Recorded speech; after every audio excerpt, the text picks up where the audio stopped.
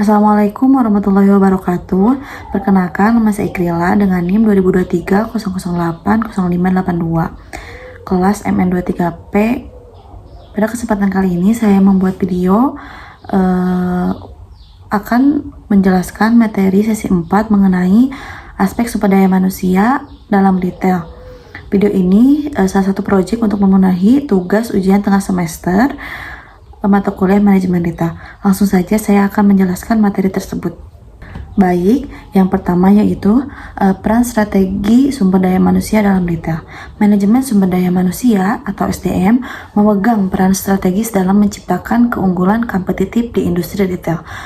Karena sumber daya manusia tidak hanya bertugas menjalankan operasional toko, tetapi menjadi penggerak utama kualitas pelayanan, efisiensi biaya, dan citra perusahaan di mata pelanggan. Karyawan yang terlatih dan memiliki komitmen tinggi mampu memberikan layanan yang responsif dan memuaskan, sehingga mendorong loyalitas pelanggan serta membangun reputasi positif bagi perusahaan. Selain itu, sumber daya manusia yang kompeten mampu beradaptasi dengan perubahan kebutuhan konsumen, mengoperasikan teknologi retail yang terus berkembang, serta memberikan ide-ide inovatif untuk meningkatkan penjualan dan pengalaman berbelanja. Keunggulan berbasis SDM juga lebih sulit ditiru oleh pesaing karena terbentuk melalui proses pembentukan budaya kerja, nilai organisasi, pengalaman, serta hubungan emosional antara karyawan dan perusahaan yang berkembang secara berkelanjutan. Oleh karena itu, investasi dalam rekrutmen, pelatihan, pengembangan karir, dan sistem penghargaan yang tepat menjadi kunci bagi perusahaan retail untuk mempertahankan posisi bersaing dan mencapai pertumbuhan jangka panjang. Lalu, SDM sebagai keunggulan kompetitif. Karyawan retail memiliki peran yang sangat vital dalam membentuk pengalaman pelanggan karena mereka berinteraksi langsung dengan konsumen dalam berbagai tahapan, mulai dari membantu memilih produk yang sesuai kebutuhan, memberikan informasi yang jelas dan meyakinkan, hingga memastikan proses transaksi berlangsung cepat dan menyenangkan. Kemampuan komunikasi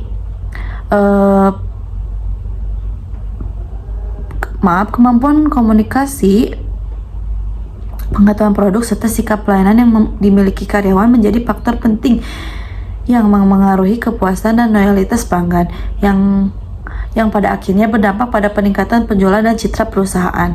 Lebih jauh, manajemen SDM yang dikelola secara profesional melalui perencanaan tenaga kerja, pelatihan berkelanjutan, penilaian kinerja, hingga pemberian insentif dapat menekan biaya operasional dengan mengurangi kesalahan kerja, meningkatkan efisiensi penataan inventory, serta meminimalisir tingkat turnover yang sering menjadi tantangan di industri retail. Ketika SDM mampu memberikan layanan bernilai tambah seperti personal asisten, rekomendasi produk yang akurat, dan responnya yang cepat terhadap keluhan perusahaan retail, akan memiliki diferensiasi yang kuat dibanding kompetitor, sehingga keunggulan kompetitif dapat tercipta secara berkelanjutan. Lalu ada tantangan sumber daya manusia dalam retail internasional.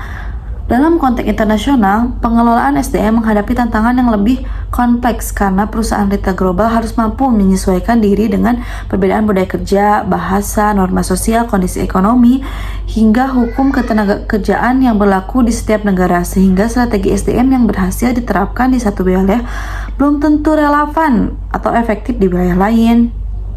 Perbedaan tersebut dapat mempengaruhi berbagai aspek seperti pola komunikasi antara atasan dan karyawan, motivasi kerja, ekspektasi terhadap kompensasi dan karir, serta praktik rekrutmen dan pelatihan. Oleh sebab itu, retail global perlu mengembangkan kebijakan SDM yang fleksibel dan adaptif dengan menerapkan pendekatan globalization, yaitu menyelaraskan standar dan nilai perusahaan secara global, namun tetap memberikan ruang bagi penyesuaian lokal agar mampu memenuhi kebutuhan pasar setempat serta mematuhi regulasi legal yang berlaku. Pendekatan ini memungkinkan perusahaan mempertahankan identitas organisasinya secara internasional, sembari memastikan efektivitas pengelolaan SDM dalam menghadapi keberagaman global.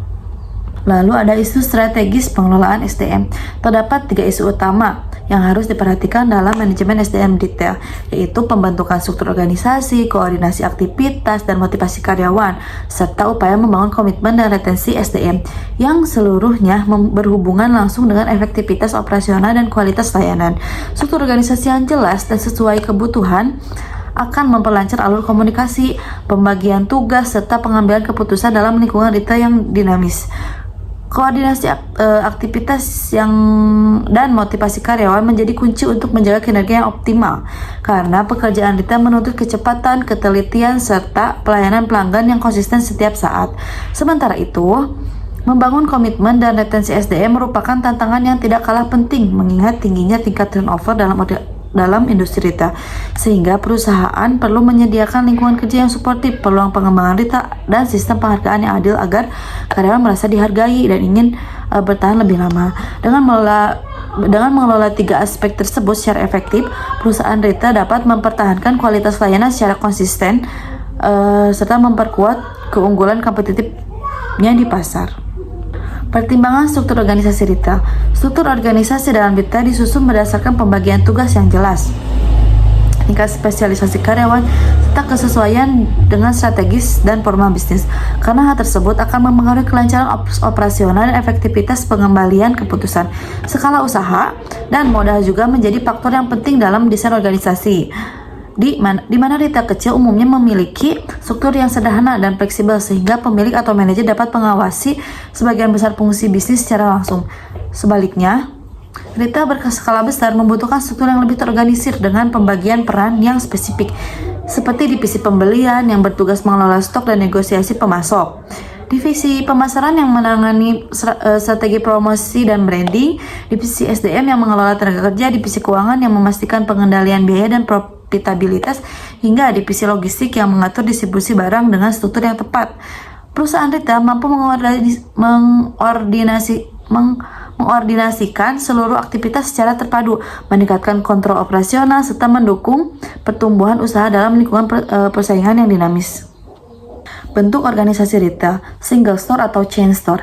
Pada retail skala kecil atau single store, pemilik biasanya merangkap sebagai manajer dan pengawas utama yang bertanggung jawab langsung atas seluruh aktivitas organisasi, mulai dari pengadaan barang, pengelolaan keuangan, hingga pelayanan pelanggan, sehingga struktur organisasinya cenderung sederhana dan fleksibel.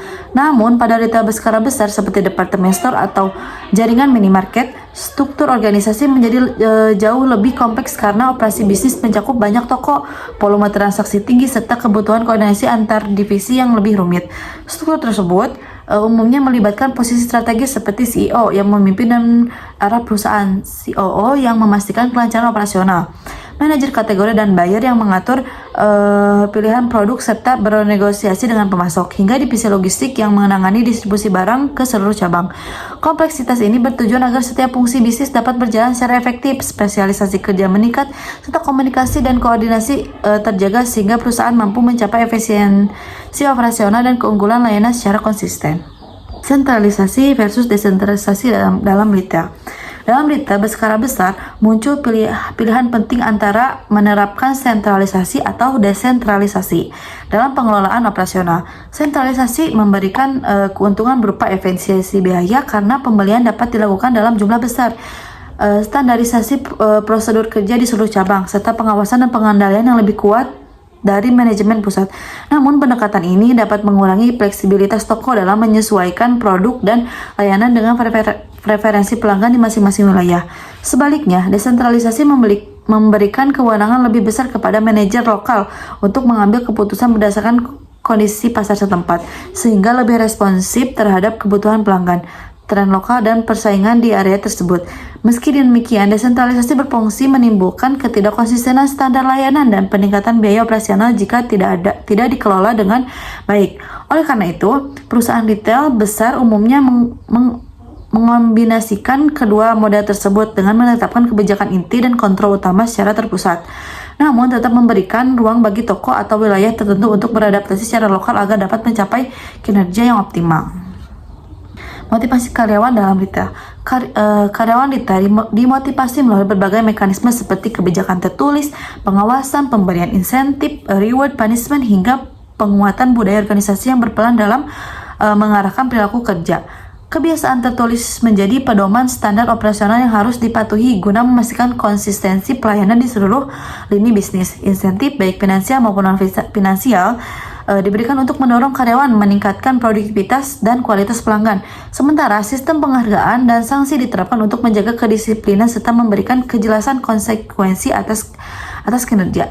Selain itu, budaya organisasi memegang peran lebih mendalam karena membentuk sikap etos kerja serta rasa memiliki dalam jangka panjang, sehingga karyawan tidak hanya bekerja sesuai target tetapi juga menunjukkan komitmen terhadap nilai-nilai perusahaan dan memberikan pelayanan yang menciptakan pengalaman positif bagi pelanggan. Dengan perpaduan strategi motivasi tersebut, perusahaan retail dapat mempertahankan kinerja karyawan yang stabil dan mendukung keberhasilan operasional secara berkelanjutan.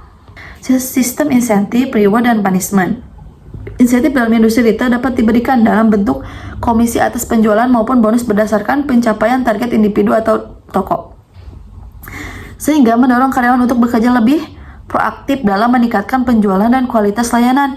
Reward yang diberikan perusahaan tidak hanya mencakup kompensasi finansial seperti gaji, tunjangan, komisi, bonus, tetapi juga insentif non-finansial seperti pengakuan prestasi, kesempatan pengembangan karir, atau fasilitas kerja yang lebih baik yang dapat meningkatkan kepuasan dan loyalitas karyawan. Di sisi lain, punishment diterapkan untuk menangani pelanggaran terhadap aturan kerja maupun standar perilaku, mulai dari peringatan verbal, peringatan tertulis, hingga pemutusan hubungan kerja jika pelanggaran dilakukan berulang atau bersifat serius.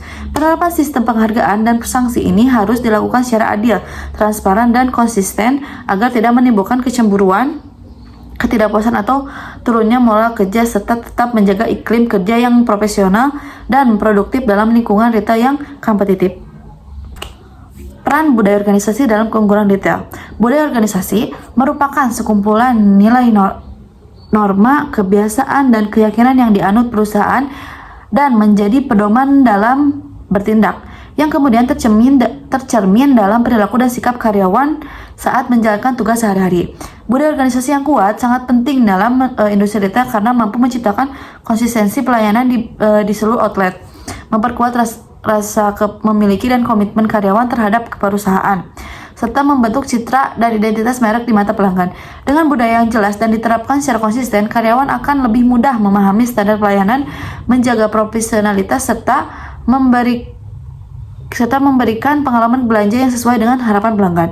Contohnya, retail modern seperti Indomaret dan Alfamart menekankan budaya kerja yang disiplin, ramah, serta berorientasi pada kepuasan konsumen, sehingga setiap karyawan memiliki perilaku layanan yang seragam, mudah dikenali, dan mendukung loyalitas pelanggan di pasar yang sangat kompetitif. Sampai kita di kesimpulan. Untuk kesimpulannya yaitu manajemen sumber daya manusia atau SDM merupakan faktor utama yang menentukan keberhasilan retail karena berperan dalam menciptakan efisiensi biaya, meningkatkan kualitas pelayanan kepada pelanggan, serta membangun keunggulan kompetitif yang sulit untuk ditiru oleh pesaing. Dengan penerapan struktur organisasi yang sesuai dengan skala dan strategi bisnis, sistem motivasi yang mampu mendorong kinerja optimal, serta budaya kerja yang kuat dan konsisten, perusahaan retail dapat menghasilkan karyawan yang produktif, memiliki loyalitas tinggi, serta mampu memberikan pengalaman berbelanja yang memuaskan. Selain itu, pengelolaan SDM yang strategis juga penting dalam menghadapi tantangan global, seperti keberagaman budaya dan regulasi tenaga kerja yang berbeda-beda di setiap negara. Karena itu, keberhasilan retail tidak hanya ditentukan oleh produk yang dijual atau strategi harga, tetapi juga oleh kemampuan perusahaan dalam mengelola dan mengembangkan SDM sebagai aset utama yang memberikan keunggulan berkelanjutan di pasar kompetitif. Mungkin cukup saja materi yang bisa saya sampaikan. Untuk kurang lebihnya mohon dimaafkan. Akhir kata saya ucapkan wassalamualaikum warahmatullahi wabarakatuh.